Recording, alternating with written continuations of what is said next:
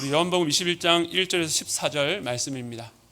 그 후에 예수께서 디베랴 호수에서 또 제자들에게 자기를 나타내셨으니 나타내신 일은 이러하니라. 시몬 베드로와 디두모라 하는 도마와 갈릴리 가나 사람 나다나엘과 세베대의 아들들과 또 다른 제자들이 함께 있더니 시몬 베드로가 나는 물고기 잡으러 가노라 하니 그들이 우리도 함께 가겠다 하고 나가서 배에 올랐으나 그날 밤에 아무것도 잡지 못하였더니 날이 새어갈 때에 예수께서 바닷가에 서셨으나 제자들이 예수이신 줄 알지 못하는지라. 예수께서 이르시되 얘들아 너희에게 고기가 있느냐 대답하되 없나이다. 이르시되 그물을 배 오른편에 던지라. 그리하면 잡으리라 하시니 이에 던졌더니 물고기가 많아 그물을 들 수 없더라.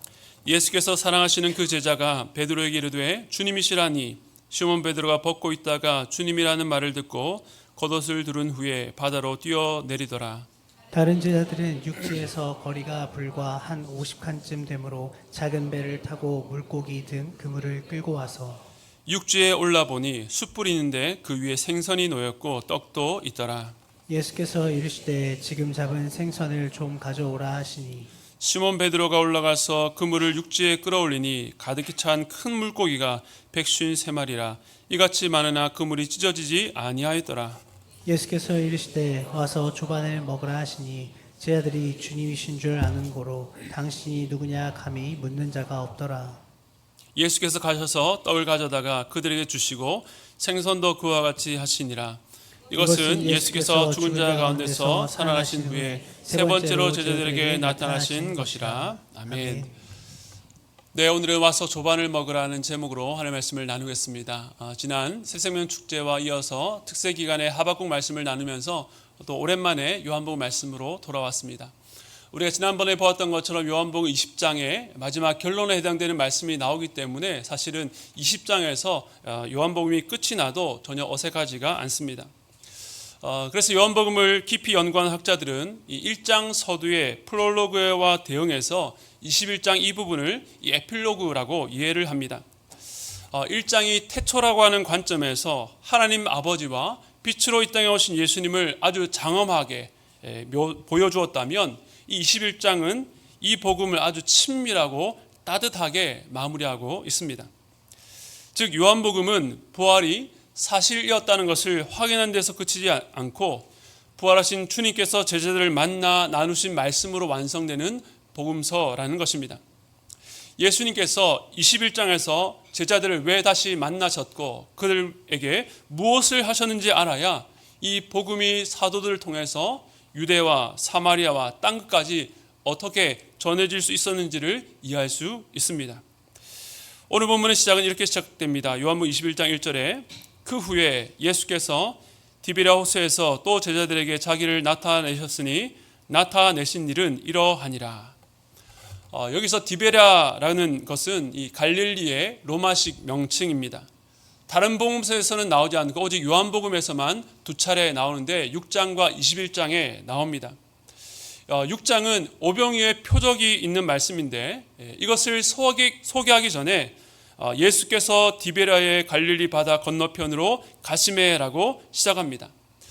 즉 21장을 시작하면서 우리는 이 디베랴라는 이 신호를 통해서 이 6장의 오병이어의 표적을 떠올리게 됩니다. 뿐만 아니라 오늘 본문 곳곳에서는 복음서의 여러 장면들을 생각나게 하는 장치들이 있습니다. 요한은 이처럼 과거의 사건들을 겹쳐서 진술하면서 앞으로 일어날 일의 의미를 이 과거의 사건을 통해서 더욱더 깊이 있게 우리에게 알리려고 하는 것입니다. 다시 본문으로 돌아가면 예수님께서 디베랴 호수에서 또 제자들에게 자기를 나타내셨다라고 말씀합니다. 그리고 마지막 14절에 보면 이것이 예수님께서 부활하신 이후에 제자들에게 세 번째로 나타나신 것이다 라고 설명하고 있습니다. 앞서 20장에서 주님께서 안식 후 첫날 부활하시고 안식 후 첫날 그 제자들이 모인 곳에 처음 나타나셨고 일주일 뒤에 이 도마를 위해서 다시금 그들에게 두 번째 나타나셨습니다. 그러니까 오늘 본문은 그 이후에 이 갈릴리 지역에서 디베랴 호숫가에서 세 번째로 나타나셔서 주님이 무엇을 하셨는가를 소개하고 있는 것이죠. 그런데 우리가 여기서 주목해야 될 것은 예수님께서 제자들에게 자신을 나타내셨다는 것입니다. 우리는 지난 20장과 또 엠마오로 가는 두 제자 이야기를 통해서 부활하신 주님을 알아보는 것은 단순히 육적인 감각을 넘어서는 일이라는 것을 확인했습니다. 제자들의 눈앞에 있는 부활하신 주님을 직접 보고도 그분이 주님이신 것을 알아보지 못했습니다. 물론 죽었다가 다시 살아나셨다는 것이 믿기지가 않고 부활하신 이후에 주님의 외형에 어떠한 변화가 있었을 가능성도 완전히 배제할 수는 없습니다. 그러나 성경을 통해서 우리에게 결국 궁극적으로 말하려고 하는 것은 성령께서 역사하셔서 그들의 어두운 눈을 열어주셔야 주님을 볼 수가 있다는 것입니다. 우리의 삶에도 예수님께서 나와 함께 계시지 않는다라고 느낄 때가 있습니다. 내가 이렇게 어려운데 주님이 나타나셔서 도와주셔야 되는데 침묵할 때에 마치 주님이 계시지 않은 것처럼 느껴질 때가 있습니다. 그러나 주님은 우리 육적인 감각, 눈으로 보고 귀로 듣고 혹은 내가 원하는 대로 해주는 것을 확인할 때에만 알 수 있는 분이 아닙니다. 우리가 주님을 눈으로 보고 직접 손으로 만진 경험이 없어도 나의 간절한 기도에 외면하신 것 같은 때에도 주님의 살아계심을 부인할 수 없는 이유가 무엇입니까? 주님께서 우리에게 자신을 나타내 보내셨기 때문입니다. 답이 없는 세상 가운데서도 주님의 살아계심을 부인할 수 없는 것은 주님을 알아볼 수 있는 능력 없는 우리의 무지를 깨우셔서 보게 하시는 성령 하나님의 은혜가 먼저 우리에게 있었기 때문입니다. 주님은 바로 이러한 은혜를 베풀기 위해서 우리의 삶에 찾아오십니다. 그리고 자신을 우리에게 나타내시는 분입니다. 그러므로 주님이 우리에게 자신을 나타내시기 전까지 우리는 그 주님을 알아볼 수가 없는 것입니다. 성령께서 우리의 마음을 열어주셔야 우리는 그분을 볼 수가 있습니다. 저는 오늘 이 예배 가운데 주님이 우리에게 자신을 나타내 주시기를 소원합니다. 예수님은 이미 제자들에게 2번 나타나셨지만 그것으로 충분치 않으셨습니다. 그것이 바로 21장에 기록된 이유이기도 합니다. 주님은 분명한 목적을 갖고 이곳 디베랴 갈릴리 호수에 찾아오신 것입니다. 그리고 이어서 2절에 보니까 지금 이곳에 있는 제자들의 이름이 나옵니다. 가장 먼저 베드로입니다. 오늘 본문에서도 주도적인 역할을 하고 있고 이 내용의 이 만남에서 가장 핵심적인 인물이라고 할 수 있습니다. 그리고 얼마 전 예수님을 직접 보기 전까지는 믿지 못하겠다라고 했던 디두모라 불렸던 도마와 지난 1장에서 빌립의 소개로 예수를 만났던 나다나엘, 그리고 세베대의 아들들 바로 야고보와 요한, 그리고 이름을 알 수 없는 2 제자가 함께 있었습니다. 그런데 이들이 왜 갈릴리에 있었을까요? 어떤 사람들은 이것을 보고 이제 제자의 길을 포기하고 낙향했다라고 생각할 수 있는데 그렇지는 않습니다. 왜냐하면 예수님께서 부활하신 이후에 부활의 첫 증인이었던 여인들에게 이렇게 말씀하셨습니다. 마태복음 28장 10절 말씀 우리 함께 읽겠습니다. 시작. 이에 예수께서 이르시되 무서워하지 말라. 가서 내 형제들에게 갈릴리로 가라 하라. 거기서 나를 보리라 하시니라. 즉 예수님께서 제자들에게 갈릴리로 가 있으라고 거기서 나를 보리라는 뜻을 전했던 것입니다. 그러므로 제자들도 이 말씀을 듣고 주님을 만나기 위해 다시 갈릴리에 먼저 가 있었던 것이죠. 얼마의 시간이 지난지 모르겠지만 이번에도 역시 베드로가 먼저 나섰습니다. 나는 고기를 잡으러 가겠다. 그리고 그 말을 듣고 다른 제자들도 함께 따라 나섭니다. 지금 이때 제자들의 마음이 어땠을까요? 특별히 베드로는 어떤 마음이었을까요? 그들은 분명 부활하신 주님을 직접 만났습니다. 그것도 십자가에서 죽으신 비참한 모습이 아니라 문을 닫고 있는 가운데서도 그 안에 들어오셨던 놀라운 부활의 몸으로 주님을 만났던 것입니다. 그리고 평강할지어다. 아버지께서 나를 보내신 것 같이 나도 너희를 보내노라. 성령을 받으라 라고 말씀하셨습니다. 그들은 그 만남을 통해서 큰 위로를 받았을 것입니다. 그런데 베드로에게는 아직도 해결되어야 될 문제가 있었던 것입니다. 주님이 다시 찾아오셔서 말씀하셨지만 그가 과거에 예수님을 3번 부인하고 떠났던 그 자신의 부끄러운 기억 때문에 괴로웠을 것입니다. 예수님이 부활하신 것은 맞지만 그렇다고 자기 안에 있는 죄책감, 그 처참했던 실패의 자리에서 일어날 수가 없었던 것입니다. 아마 속으로 이런 내가 무슨 낯짝으로 주님의 말씀대로 보냄을 받을 수 있을까라는 생각에 다시 고기를 잡으러 나섰는지도 모릅니다. 다른 제자들도 마찬가지였습니다. 그들은 분명 나를 따르라는 말씀에 배와 그물을 버려두고 예수님을 따랐지만 이제 와서 다시 고기를 잡으러 나간 것은 예수님께 사명을 받은 그 이전의 삶으로 돌아가려는 시도로 보입니다. 하지만 그것은 이 배신이라기보다 면목 없음, 자괴감이었을 것입니다. 요한복음 21장 3절은 이렇게 말합니다. 시몬 베드로가 나는 물고기 잡으러 가노라 하니 그들이 우리도 함께 가겠다 하고 나가서 배에 올랐으나 그날 밤에 아무것도 잡지 못하였더니, 베드로를 따라 다른 제자들도 물고기 잡으러 배에 올랐지만 그날 밤에 아무것도 잡지를 못했습니다. 물론 예수님을 따라 다니느라 2년간 현역에서 떨어져 있었지만 그들은 평생 물고기를 잡아왔던 어부였습니다. 갈릴리 호수는 그들이 너무나도 잘 알고 있었던 생업의 현장이었습니다. 만선은 어렵다 할지라도 작은 물고기 하나 잡지 못했던 것은 극히 이례적인 일로 다른 의미에서 기적에 가까운 일이었습니다. 그런데 이 모습은 과거의 기억을 소환합니다. 그들이 주님의 부르심을 받았을 그날에도 밤새 고기를 잡으랬지만 아무것도 잡지를 못했습니다. 그런데 우리의 삶에도 이런 경험들이 있을 것입니다. 그런데 자신의 힘과 노력으로 하려던 일이 번번이 실패하고 성과가 없을 때에 그 경험은 장차 하나님이 하실 놀라운 일이 더욱 극적으로 드러나게 되는 계기가 될 때가 있습니다. 일반적으로 가장 찬란하고 꿈이 많고 도전할 것이 많다라고 말하는 20대가 저 개인적으로는 가장 어둡고 우울한 시간들로 기억이 됩니다. 당시 신앙생활도 열심히 했고 봉사도 많이 했고 학교도 다니고 직장생활도 했지만 여전히 제 마음속에 어떻게 살아가야 되는지, 나는 지금 제대로 살고 있는지는 미궁 속이었고 늘 스스로에게 자격 미달이라는 꼬리표를 붙였습니다. 이어서 맞이했던 30대와 40대에도 그날 밤 아무것도 잡지 못하고 멍하니 서 있는 이 배 위의 제자들처럼 막막하고 두려워서 어찌할 바를 몰랐던 시간들을 보낸 적이 많았습니다. 그런데 그 경험들이 지금의 제가 더욱더 주님을 의지하고 붙잡을 수 있게 만들었습니다.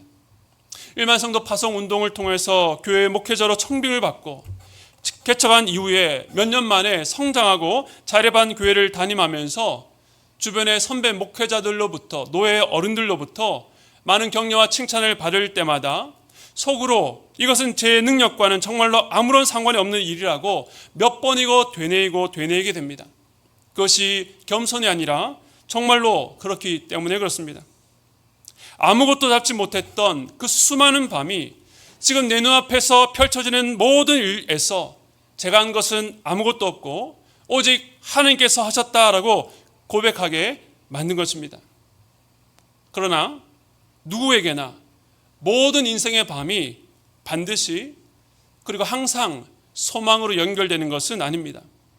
노력했으나 아무것도 잡지 못한 밤이 누군가에게는 하나님 향한 깊은 원망과 좌절이 되고 또 때로는 하나님을 떠나게 만들기도 합니다.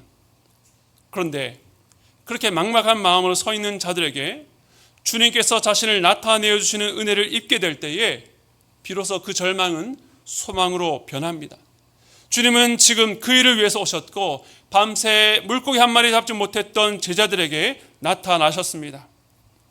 요한복음 21장 4절입니다. 날이 새어갈 때에 예수께서 바닷가에 서셨으나 제자들이 예수이신 줄 알지 못하는지라. 밤을 꼬박 새우고 아침이 밝아오는 새벽녘이었습니다. 예수님께서 바닷가에 서셨지만 제자들은 부활하신 주님을 알아보지 못했던 것처럼 예수님을 알지를 못했습니다. 어두워서 그럴 수도 있지만 앞서 말했던 밤의 이미지, 특별히 요한복음에서 밤은 영적 무지와 어둠을 상징하는 이미지인데 현재 제자들의 영적 상태를 대변해 줍니다. 예수님께서 제자들에게 고기가 있냐라고 묻자 그들은 없다라고 대답했습니다. 그때 주님의 말씀입니다. 요한복음 21장 6절 말씀 함께 읽겠습니다. 시작. 이르시되 그물을 배 오른편에 던지라. 그리하면 잡으리라 하시니 이에 던졌더니 물고기가 많아 그물을 들 수 없더라.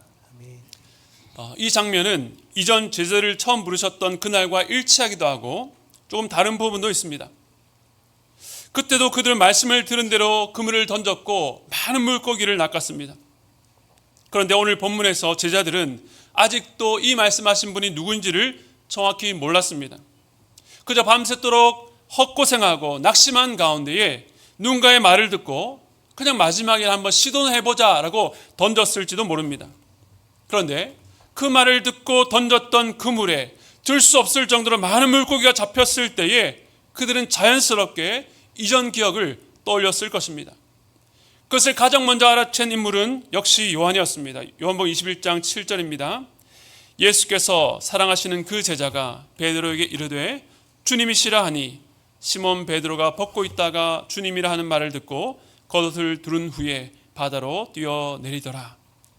예수께서 사랑하시는 그 제자 바로 요한이 베드로에게 말합니다. 주님이시라. 그 말을 듣고 시몬 베드로가 바로 겉옷을 두른 채 바다로 뛰어내렸습니다. 그 다음 구절을 보시면 이곳이 육지로부터 거리가 50칸쯤 된다라고 했는데 이것은 약 200규빗, 100m 좀 안 되는 거리였습니다. 그런데 베드로는 배를 몰아서 주님이 계신 육지까지 갈 시간적 여유조차 없었습니다. 베드로는 그저 주님이시란 말을 듣자마자 물 위를 걸었던 것처럼 배 밖 바다로 뛰어내렸습니다. 옷이 물에 젖을 것을 알면서도 벗은 몸으로 주님을 뵙지 않으려고 겉옷을 입고 주님께로 달려간 것입니다. 예수를 향한 사랑과 반갑고 간절한 마음에 본능적으로 보인 반응이었습니다. 그런데 베드로가 이렇게 적극적으로 달려간 것과는 달리 그 이후 본문을 보면 의외로 소극적입니다. 예수님께 입맞춤이나 포옹도 하지 않고 어떤 말도 하지 않습니다. 우리 여기서도 베드로의 내면 상태를 볼 수 있습니다. 즉 주님을 향한 사랑은 여전히 변함이 없었지만 막상 주님 앞에 더 가까이 나가지 못하는 그의 연약함입니다. 그런데 베드로가 그렇게 육지로 왔을 때의 본 장면이 참으로 놀라웠습니다. 요한복음 21장 9절 말씀 우리 함께 읽겠습니다. 시작. 육지에 올라보니 숯불이 있는데 그 위에 생선이 놓였고 떡도 있더라. 주님께서 갈릴리에서 다시 제자들을 만나신 이유, 그들에게 자신을 나타내신 이유는 그들을 책망하기 위해서가 아니었습니다. 너희가 지금 물고기를 잡을 때냐고 어떻게 사명을 놓고 한가하게 업으로 돌아갈 수 있냐라고 꾸짖지 않으셨습니다. 주님께서 언제부터 이들을 보고 계셨는지 알 수 없지만 주님은 이들의 모든 상황, 그 마음의 생각까지도 알고 계셨습니다. 무엇보다 그들이 밤이 새도록 아무것도 잡지 못해서 몸과 마음이 지쳤다는 것을 또 그들의 배고픔도 아셨습니다. 그래서 지금 그들에게 가장 필요한 것 다름 아닌 따뜻한 식사를 준비하신 것입니다. 누가 주님께 생선이나 떡을 갖다 드리지도 않았는데 주님께서 그 식사를 준비하신 것입니다. 이 모습을 상상해 보면 참 따뜻하고 감동적입니다. 예수님께서 십자가에 달리시기 전 제자들의 발을 씻어 주셨다는 것처럼 여기서는 모성적 사랑으로 지치고 상한 제자들을 위해서 친히 식사를 준비하셨습니다. 세상에 있는 자기 사람들을 사랑하시되 끝까지 사랑하신 그 주님의 사랑이 이 모습에도 그대로 알 수 있는 것이죠. 주님은 우리의 필요를 살피시고 결핍을 채워주십니다. 구약에도 하나님께서는 이스라엘 백성들이 광야길을 걸을 때에 그들을 만나와 메추라기로 먹이셨고 사라밧 과부가 먹을 것이 없을 때에 그의 집에 기름과 가루가 떨어지지 않도록 채우셨습니다. 엘리야가 로뎀나무 아래서 죽기를 구할 때에도 그에게 다른 말씀하지 않고 천사를 통해서 숯불에 구운 떡과 물을 주시며 먹으라 말씀하셨습니다. 오늘 본문에서도 주님은 제자들의 육체적인 필요를 외면치 않으시고 직접 생선과 떡을 준비하셔서 먼저 그들을 먹이려 하셨던 것입니다. 그러면서 너희들이 잡은 생선도 가져오라고 하셨습니다. 이 말씀에 적극적으로 움직였던 제자 역시 베드로입니다. 21장 11절에 시몬 베드로가 올라가서 그물을 육지에 끌어올리니 가득히 찬 큰 물고기가 153마리라 이같이 많으나 그물이 찢어지지 아니하였더라. 아멘. 저희 교회 성도님들이라면 아주 익숙한 말씀일 텐데요. 저희 교회 이름이 바로 이 말씀에서 나왔습니다. 자세한 것은 교회 홈페이지 소개 이름 영상에서 확인해 주시면 되겠습니다.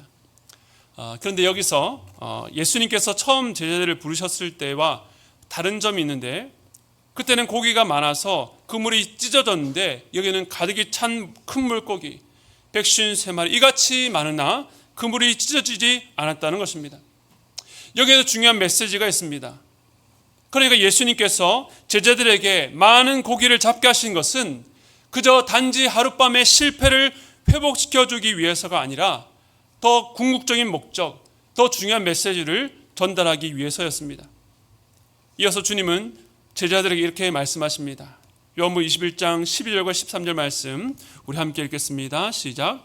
예수께서 이르시되 와서 조반을 먹으라 하시니 제자들이 주님이신 줄 아는 고로 당신이 누구냐 감히 묻는 자가 없더라. 예수께서 가셔서 떡을 가져다가 그들에게 주시고 생선도 그와 같이 하시니라. 아멘.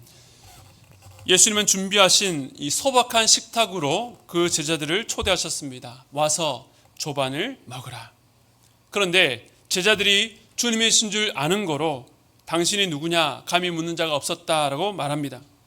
그들은 와서 조반을 먹으라 말씀하시는 주님의 말씀에도 이 베드로처럼 복잡한 심경으로 아무런 말도 못하고 그저 서 있기만 했습니다.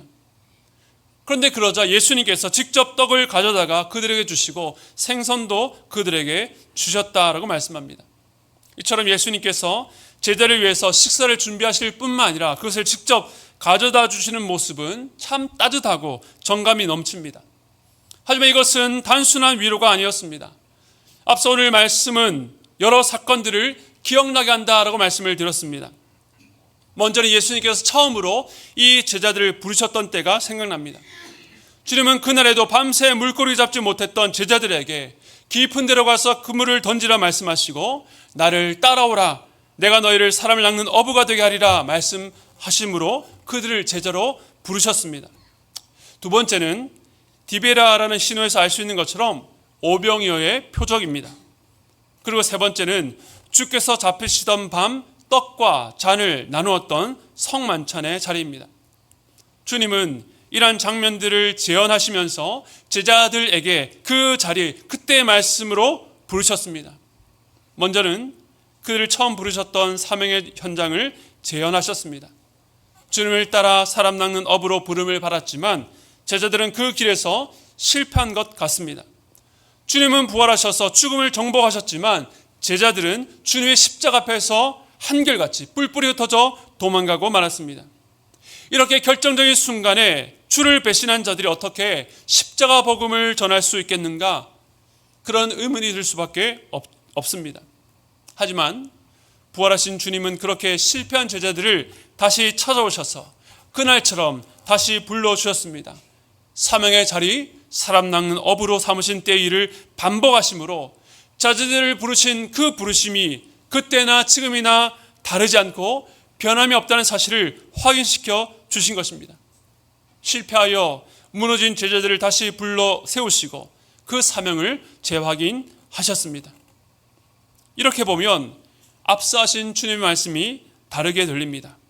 요한복음 21장 5절인데요. 함께 읽겠습니다. 시작. 예수께서 이르시되 얘들아 너희에게 고기가 있느냐? 대답하되 없나이다. 너희에게 고기가 있느냐? 저들은 애써 고기를 잡으려 했지만 아무것도 잡지를 못했습니다. 제자들이 지금까지 주님을 따라온 길도 마찬가지였습니다.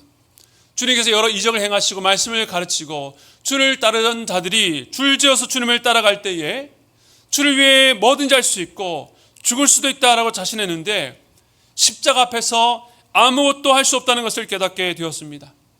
결국 비어있는 그물처럼 그들은 주님을 따르는 길에서도 지금 빈손으로 서 있는 것입니다.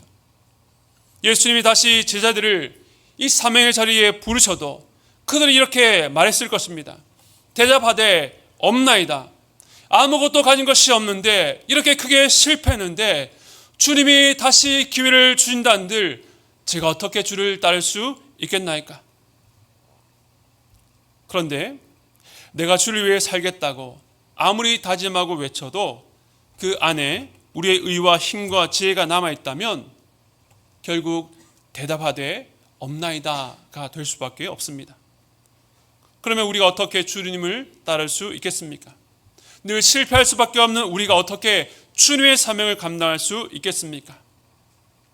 조금 전 주님께서 제자들에게 얘들아 너희에게 고기가 있느냐라고 물으셨던 것처럼 주님은 이전에도 그런 적이 있으셨습니다. 바로 두 번째 오병이어 표적의 현장. 예수님은 자기에게로 큰 무리가 오는 것을 보시고 그들을 불쌍히 여기셨습니다.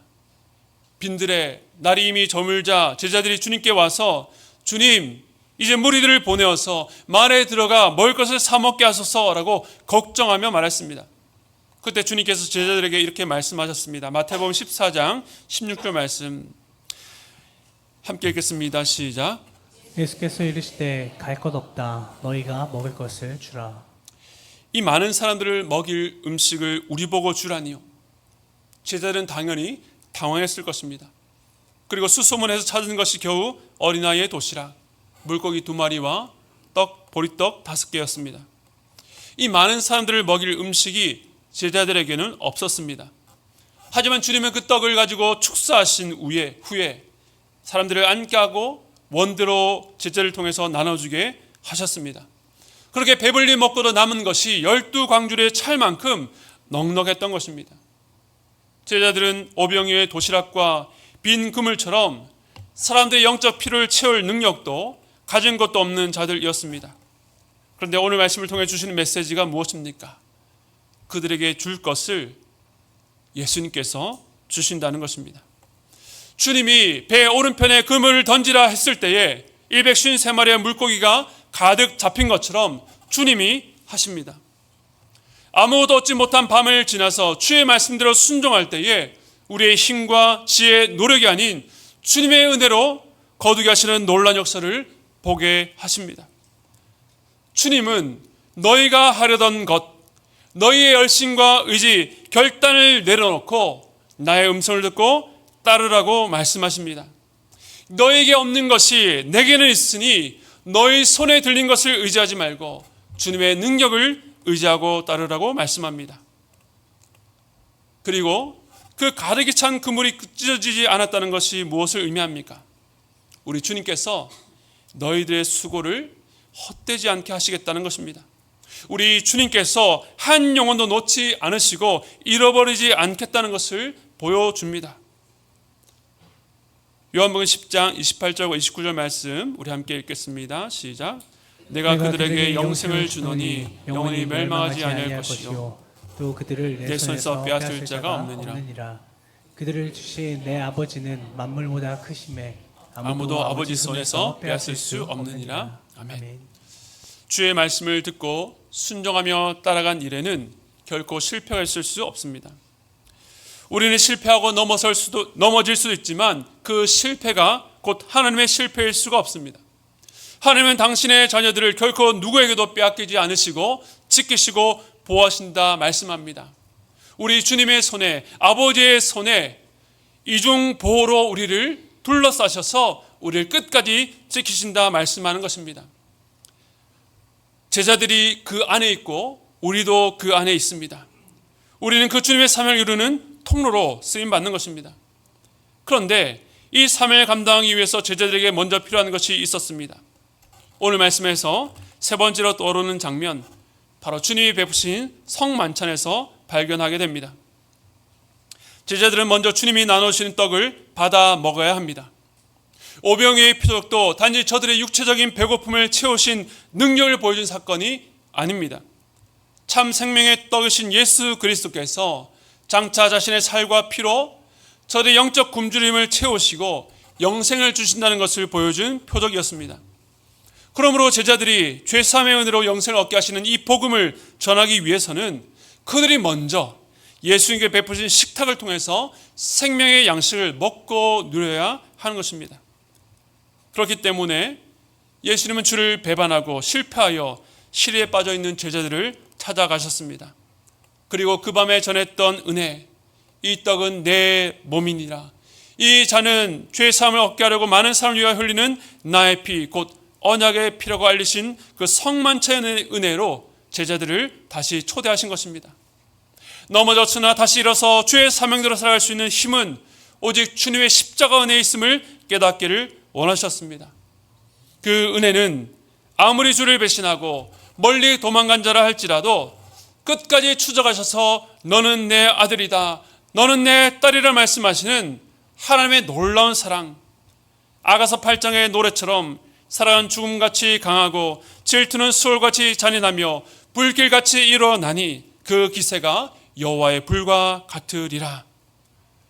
우리를 향해 포기하지 않는, 절대 꺼지지 않는 불과 같은 사랑입니다.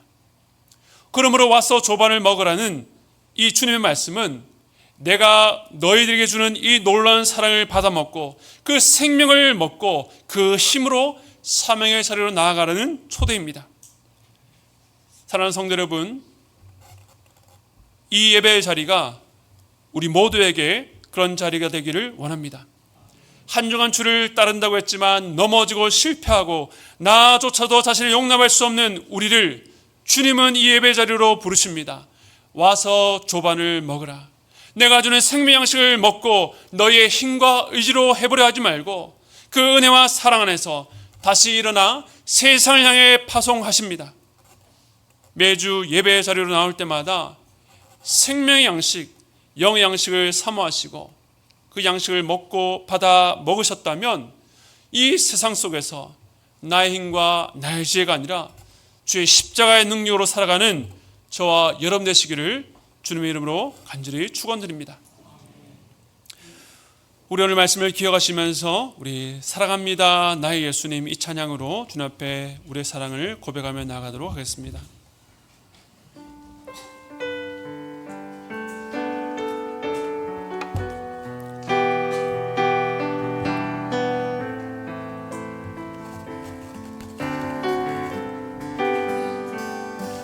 사랑합니다 나의 예수님, 사랑합니다 아주 많이요. 사랑합니다 나의 예수님, 사랑합니다. 우리 처음부터 다시 한 번 더 고백하겠습니다. 사랑합니다. 사랑합니다 나의 예수님, 사랑합니다 아주 많이요. 사랑합니다 나의 예수님, 사랑합니다 그것뿐이에요. 사랑한다 아들아.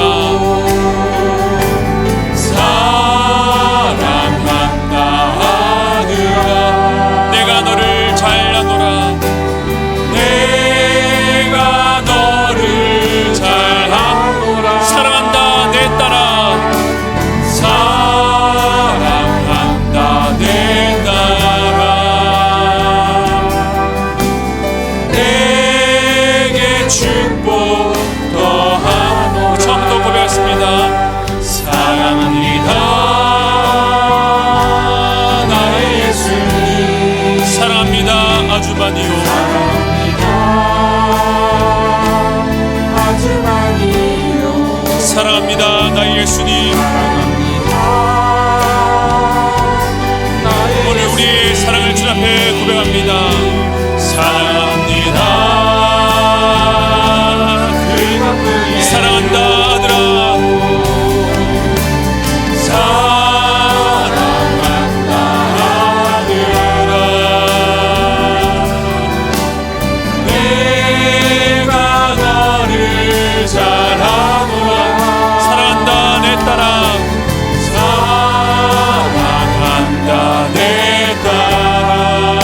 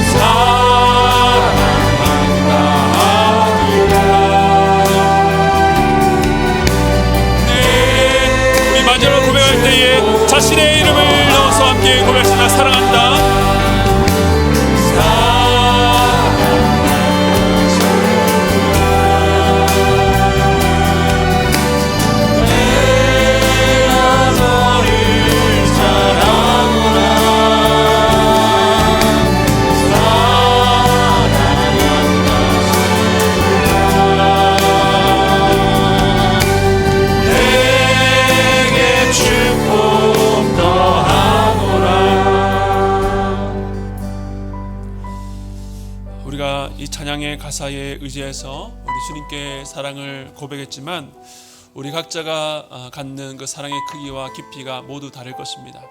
그러나 주님은 오늘 이 우리가 고백했던 것처럼 내가 너를 잘 안다라고 말씀하십니다.